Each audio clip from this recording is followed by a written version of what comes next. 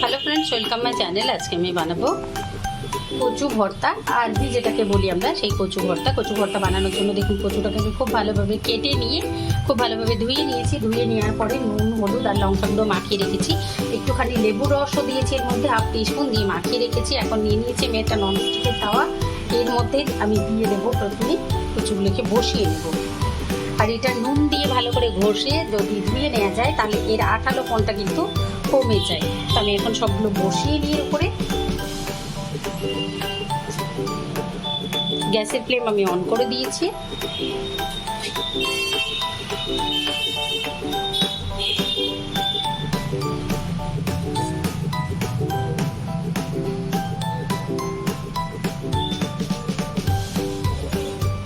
আর এরকমভাবে কচু ভর্তা বানালে কিন্তু খুব ভালো লাগে খেতে, আপনারা অবশ্যই ট্রাই করবেন। তো আমি এটা দিয়ে দিচ্ছি, দিয়ে এটাকে ঢাকা দিয়ে দেবো। ঢাকা দেওয়ার আগে এর চারপাশ থেকে আমি দিয়ে দিচ্ছি একটুখানি সাদা তেল ছড়িয়ে দিলাম আমি। আপনারা চাইলে সর্ষের তেলেও করতে পারবেন। আমি অল্প একটু ননস্টিকের এতে করলে, যেহেতু আমাদের ননস্টিকের যে কোনো বাসনপত্রের মধ্যে করলে তেল কম লাগে, যার জন্য আমি ননস্টিকের তাওয়ার মধ্যে বসিয়েছি এটাকে। আর ছড়ানো তাওয়া নিলে একসঙ্গে অনেকগুলো বসিয়ে নেওয়া যায়, যার জন্য আমি এরকমভাবে দিলাম। এখানে 1 টিস্পুন তেল আমি দিয়ে দিলাম। নিয়ে এটাকে ঢাকা দিয়ে দেবো। ঢাকা দিয়ে এটাকে সেদ্ধ হতে দেবো মিডিয়াম এটাকে।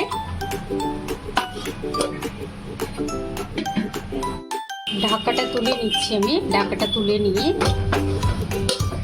একবার আমি উল্টে দেবো কচুগুলো।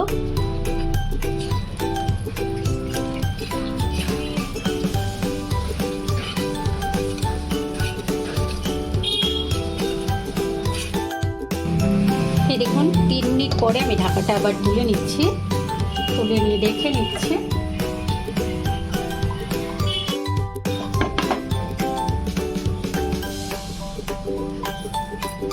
দেখুন সুন্দর সেদ্ধ হয়ে গেছে।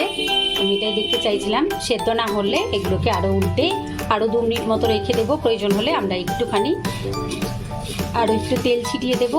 তো এটা সেদ্ধ হয়ে গেছে সেহেতু আর দরকার নেই। এটাকে আমি ঢেকে দিয়ে রেখে দিচ্ছি এক সাইডে। এখন ঠান্ডা হলে তারপর এটাকে পিষে নেব। দেখুন নিয়ে নিয়েছি আমি একটা কড়াই। এর মধ্যে নিয়ে নিয়েছি আমি সর্ষের তেল। কচুটা আমরা তুলে নিয়ে সাইডে রেখে দিয়েছি। এখন এই কড়াইয়ের মধ্যে আমি নিয়ে নেব সর্ষের তেলটা। নেওয়ার পরে একটুখানি নিয়ে নিয়েছি আমি গোটা জিরে। আর নিয়ে নেব আমি কুচনো পেঁয়াজ। বড় মাপের দুখানা নয়, কুচনো পেঁয়াজ নিয়েছি আমি। এর মধ্যে নিয়ে নিচ্ছি আমি রসুন।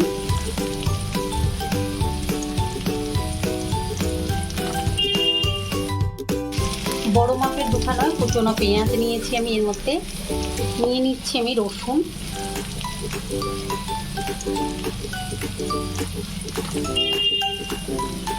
বেশ কয়েকটা দানা রসুন নিলাম আমি, 20-22টা মতো। আর নিয়ে নিয়েছি আমি কাঁচা লঙ্কা। আমি আরও একটা কাঁচা লঙ্কা দিয়ে দেবো। যে যেরকম ঝাল খেতে চান সেরকম ঝাল নেবেন। এবার পেঁয়াজ, রসুন আর কাঁচা লঙ্কাটা একটু ট্রান্সপারেন্ট হয়ে গেলে এর মধ্যে দিয়ে দেবো আমি চিংড়ি মাছ। আপনারা চিংড়ি মাছ ছাড়াও কিন্তু আরবি ভর্তাটা করতে পারেন, কিন্তু আমি চিংড়ি মাছ দিয়ে করছি। চিংড়ি মাছ দিয়ে করলে বেশি ভালো লাগে। এই দেখুন এখানে পেঁয়াজ, রসুন, লঙ্কাটা আমি ভেজে নিয়েছি 2 মিনিট মতো। একটু ট্রান্সপারেন্ট হয়ে গেছে। এখন এর মধ্যে দিয়ে দেবো আমি চিংড়ি মাছ। চিংড়ি মাছটা ছাড়ানোর পরে আমার 125 গ্রাম, মানে ছিলকা ছাড়ানোর পরে 125 গ্রাম আছে, সেই মাছটা আমি এখানে নিয়েছি। আপনারা মাছ ছাড়াও কিন্তু করে নিতে পারবেন আরবি ভর্তাটা, কিন্তু আমি মাছ দিয়ে করবো, তাহলে খেতে বেশ টেস্টি হয়। যার জন্য আমি এখানে চিংড়ি মাছটা নিয়েছি। চিংড়ি মাছটার মধ্যে নুন, হলুদ আর লঙ্কা গুঁড়ো মাখিয়ে রেখেছি। এখন নিয়ে নেবো চিংড়ি মাছটা।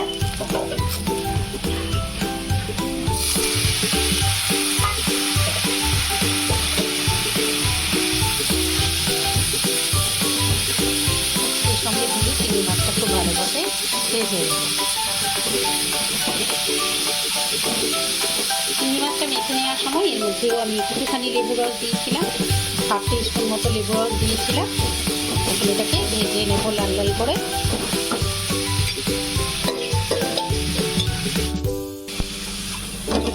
দেখুন চিংড়ি মাছটা আমি 2-3 মিনিট মতো ভেজে নিয়েছি।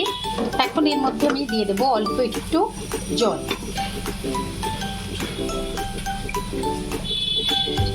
একটু আদা বাটা দিলাম আমি, দিয়ে 1 টিস্পুন জল 1 টেবিল স্পুন জল এখানে অ্যাড করে দিলাম আদা বাটাটার সঙ্গে। এখন এটাকে আমি রেখে দেবো ঢাকা দিয়ে। এই দেখুন চিংড়িটা আমার হয়ে গেছে। এখন আমি এটাকে গ্যাসের ফ্লেম অফ করে নামিয়ে নেব। ঠান্ডা হয়ে গেলে তারপর এটাকে আমি পিষে নেব মিক্সিতে দিয়ে।